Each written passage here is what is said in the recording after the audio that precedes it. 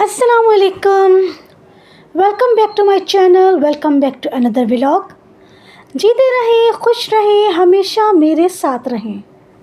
तो जी आज के व्लॉग में भी मैं हाजिर हो गई हूँ और आज के व्लॉग में मैं आपके साथ करूँगी बड़े मज़े की बातें। और आज के व्लॉग में मैं आपको सुनाऊँगी अपनी राम कहानी। असल में क्या होता है कि जब बीच बीच में डिमांड्स आ जाती हैं ना, तो फिर नेक्स्ट व्लॉग में किस टॉपिक के ऊपर डिस्कस करना है मेरे जहन से निकल जाता है। खैर अच्छी बात है कि लोग मुझसे डिमांड कर रहे हैं और मैं इनकी डिमांड्स को फुलफ़िल कर रही हूँ।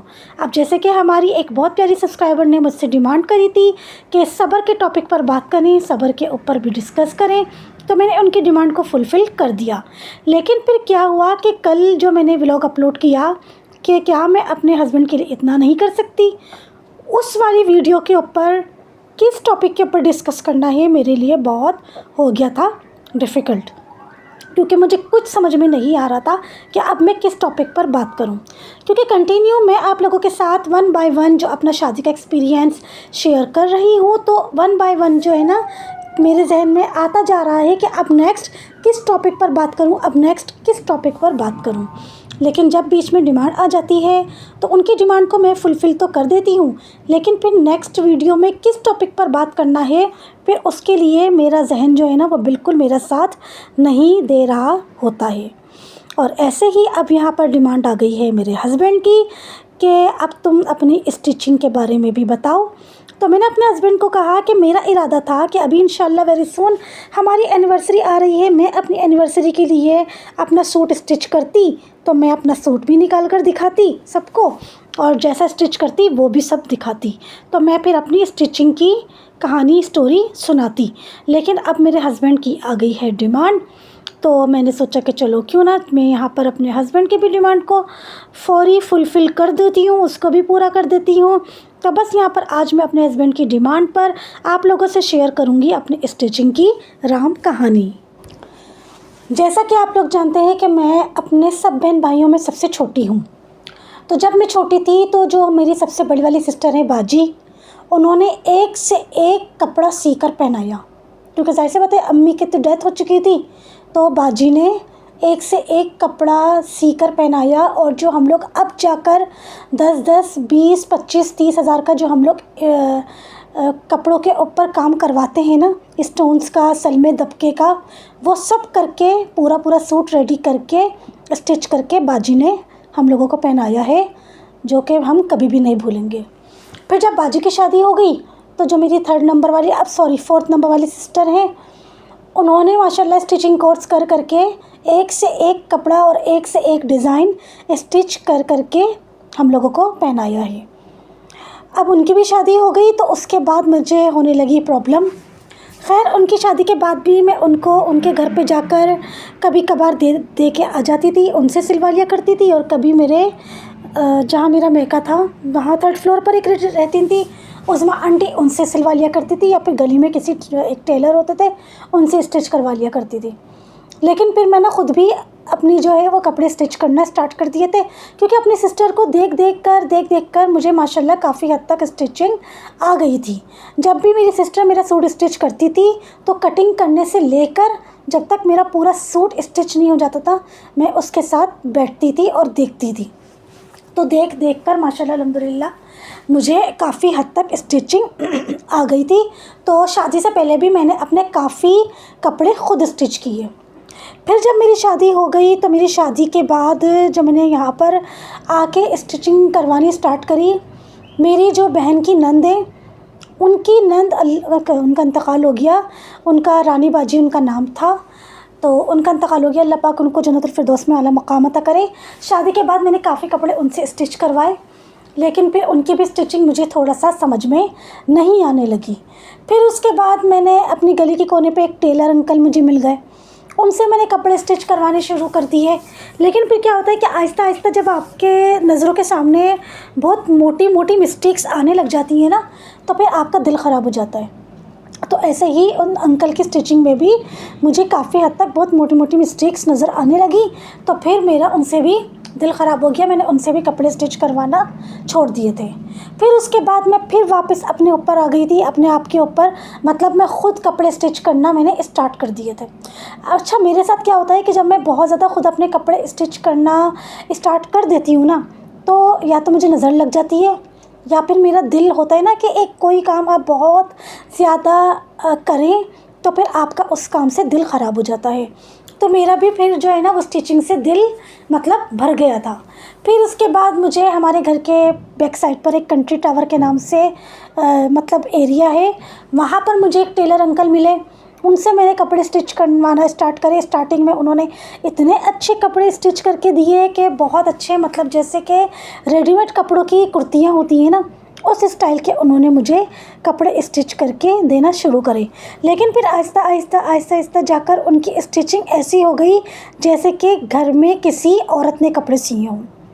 तो अब जब मैं पैसे देकर ऐसे कपड़े सिलवा रही हूँ, मतलब पैसे देकर मैं जो कपड़े सिलवा रही हूँ वो कपड़े सिलकर जब आ रहे हैं तो वो ऐसे लग रहे हैं कि जैसे कि घर में किसी औरत ने स्टिच करे हैं, तो फिर इससे अच्छा मैं खुद ना स्टिच कर लूँ। फिर उनके पास से भी मैंने कपड़े स्टिच करवाना स्टॉप करे और मैंने ख़ुद कपड़े अपने स्टिच करना स्टार्ट कर दिए थे। फिर उसके बाद मुझे एक और टेलर अंकल मिले कंट्री टावर पर ही, उनसे मैंने कपड़े स्टिच करवाना स्टार्ट करे। मेरे पहले सूट की उन्होंने इतनी रीज़नेबल प्राइस ली, मैं तो इतना खुश हो गई कि इतने कम रेट पर उन्होंने इतना अच्छा कपड़ा, इतना मतलब सूट मुझे स्टिच करके दिया है। मैं तो बहुत खुश हो गई। मैंने उनसे कपड़े स्टिच करवाना स्टार्ट करे। अब जब मैंने उनसे कपड़े स्टिच करवाना स्टार्ट करे तो पहले सूट में जो उन्होंने मुझसे इतने कम पैसे लिए थे, उन्होंने आहिस्ता आहिस्ता उसकी जो सारी कसर थी ना वो उन्होंने बाकी सारे कपड़ों में निकाल ली। बाकी सारे कपड़ों के वो इतने ज़्यादा पैसे लेना उन्होंने मुझसे शुरू कर दिए थे। लास्ट टाइम मैं उनके पास गई थी 2022 में, मुझे अच्छी तरह से याद है। मैं 2 पीस अपना सूट लेकर गई थी और उस वक्त उन्होंने इतने कोई ख़ास डिज़ाइनिंग वाला सूट नहीं था। उन्होंने उस सूट की मुझे प्राइस बताए थे, स्टिचिंग बताई थी 1400। सुनकर मेरा तो दिमाग वहीं पर ही चकरा गया था। मैंने सोचा कि ज़ेबा 1400 में तो मेरा वैसे ही 2 पीस सूट आ जाएगा, 1400 रुपीज़ तुम स्टिचिंग दोगी, तो इससे अच्छा नहीं है कि तुम खुद ही अपने मतलब हाथ से सी लो। बस फिर उसके बाद से मैं अपने कपड़े जो है वो ख़ुद फिर स्टिच करना स्टार्ट कर दिए और माशाल्लाह आहिस्ता आहिस्ता करके मैं इतनी अच्छी डिज़ाइनिंग वाले और इतनी सफाई से और इतनी मेहनत से मैं इतने अच्छी स्टिचिंग मैंने करनी स्टार्ट कर दी कि जिस किसी को भी मतलब मैं दिखाती, सबको यकीन ही नहीं आता कि ये सूट मैंने ख़ुद स्टिच किया है। क्योंकि मेरे मैके में सब जानते हैं कि मैंने कोई स्टिचिंग कोर्स मैंने नहीं किया। ये बात मेरे मैके में सब जानते हैं कि मैंने कोई स्टिचिंग कोर्स नहीं किया। बस मेरा दिमाग माशाल्लाह, मेरा ड्रेसिंग सेंस और मेरा ड्रेस डिज़ाइनिंग में दिमाग चलता है।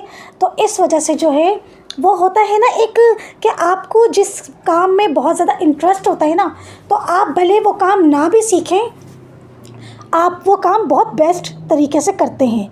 जैसे कि मेरे भांजे की वाइफ़ है आयशा, उसने कोई मेहंदी कोर्स नहीं किया, वो इतनी खूबसूरत मेहंदी लगाती है कि मैं तो देखकर हैरान रह गई कि बग़ैर सीखे इतनी खूबसूरत मेहंदी लगाती है। और मैंने मेहंदी कोर्स किया हुआ है लेकिन मुझे इंटरेस्ट ही नहीं है, तो बिल्कुल मैं जो है ना मेहंदी लगा ही नहीं सकती हूँ। सीखने के बावजूद मैं इतनी मतलब समझे बकवास मेहंदी, बहुत ही बेकार मेहंदी लगाती हूँ मैं, मुझे इंटरेस्ट ही नहीं है उसमें। और स्टिचिंग कोर्स मैंने किया ही नहीं है, लेकिन स्टिचिंग में, ड्रेस डिज़ाइनिंग में इतना मुझे इंटरेस्ट है, मेरा इतना दिमाग चलता है। तो देखे बग़ैर सीखे मैं माशाल्लाह से इतनी ज़बरदस्त स्टिचिंग कर लेती हूँ। फिर यहाँ पर जब मैं नए इस वाले घर में शिफ्ट हुई 1.5 साल पहले, तो बराबर वाली आंटी मेरे पीछे लग गई कि मेरी बहू से तुम अपने कपड़े स्टिच करवा लिया करो और अपनी भाभीयों के और अपनी बहनों वगैरह के भी सबसे बोलो कि मेरी बहू से कपड़े स्टिच करवा लिया करें। मैंने उनकी बहू को बोला कि आप मुझे अपना कोई एक सूट तो दिखाएं ताकि मुझे पता तो चले कि आप कैसी स्टिचिंग करती हैं। उनकी बहू ने मुझे बस अच्छा का जवाब दिया और फिर मुझे अपना कोई भी सूट उसने अभी तक 1.5 साल हो गए हैं निकाल कर नहीं दिखाया कि मुझे पता चल जाए। भाई जब मैंने देखा ही नहीं है और मैंने उनको भी, आंटी को भी और आंटी की बहू को भी, कोई भी ऐसा सूट पहने हुए नहीं देखा कि जिसको देखकर मैं कहूँ कि हाँ वाकई यार ये अच्छे कपड़े स्टिच करती हैं, तो मैं कैसे ऐसे किसी को कपड़े दे सकती हूँ। और मैं, मेरी भाभियाँ, मेरी बहनें सब अपने अपने घर के करीब, जो जिसकी जैसे सहूलत होती है अपने घर के करीब सबके टेलर बंधे हुए हैं, सब अपने अपने घर के करीब टेलर से स्टिच करवा लेते हैं। कोई क्यों इतनी दूर यहाँ पर आएगा। चलो सबको छोड़ो, मैं स्टिच करवाने को तैयार हूँ। खैर 1.5 साल हो गया है, मैंने ना तो आंटी को और ना आंटी की बहू को कोई ऐसा सूट पहने हुए देखा है कि जिसको देख के मैं ये कहूँ कि हाँ ये बहुत अच्छा, बहुत प्यारा और बहुत नीट एंड क्लीन सिला हुआ है। लेकिन चलो खैर कोई बात नहीं। अभी मेरे दिल में ख़्याल आया, क्योंकि मेरा ना अब सिलाई मशीन से ना दिल बहुत ना मतलब समझे भर गया है स्टिचिंग कर करके। तो कभी कभी ऐसा होता है कि मेरा बिल्कुल भी कपड़े स्टिच करने को दिल नहीं करता, और कभी कभी ऐसा होता है कि ऐसा भूत सवार होता है मेरे सर पे कि मैं एक दिन में ही पूरा सूट अपना स्टिच कर लेती हूँ। मेरे साथ कभी कभी ऐसा हो जाता है। लेकिन अभी लास्ट वीक मैंने अपने हस्बैंड से डिस्कस करा, मैंने अपने हस्बैंड को बताया, तो मेरे हस्बैंड ने कहा कि चलो अच्छी बात है, किसी के साथ किसी का भला हो जाएगा। क्योंकि आंटी मतलब बेवा औरत है, कोई भी उनकी औलाद उनके साथ नहीं रहती, बस उनकी सबसे छोटी बहू उनके पास रहती है। और उनका छोटा बेटा कहाँ है, इन 1.5 साल में मैंने उसको यहाँ पर एक दफ़ा भी नहीं देखा। बकौल आंटी के दुबई में होता है, दुबई में जॉब करता है, हर 3 महीने के बाद आता है। लेकिन मैंने 1.5 साल हो गए हैं, अभी तक इनके छोटे बेटे को यहाँ पर नहीं देखा। और फिर जब मैंने उनकी बहू से भी पूछा था कि आपके हस्बैंड किस कंट्री में होते हैं, तो जिस तरीके से उसने हंसकर जवाब दिया, बहाना बनाया, तो उससे तो यही समझ में आता है कि कुछ और ही इनकी अपनी पर्सनल कहानी है। चलो खैर, मैंने अपने हस्बैंड से बोला कि मैं इनकी बहू से कपड़े स्टिच करवा लेती हूँ, मेरा भी दिल नहीं करता है अब कभी कभी कपड़े स्टिच करने को। लेकिन फिर वही बात मेरे जहन में आई कि मेरे कपड़े असल में मैं बहुत दिल से ख़रीदती हूँ।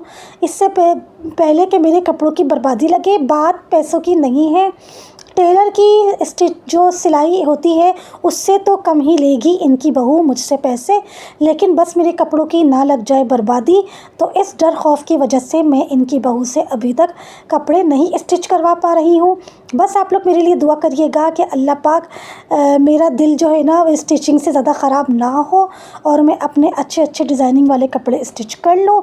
वेरी सून मैं अपनी एनिवर्सरी का सूट स्टिच करके आप लोगों को व्लॉग में दिखाऊंगी। तब तक के लिए अल्लाह हाफिज़।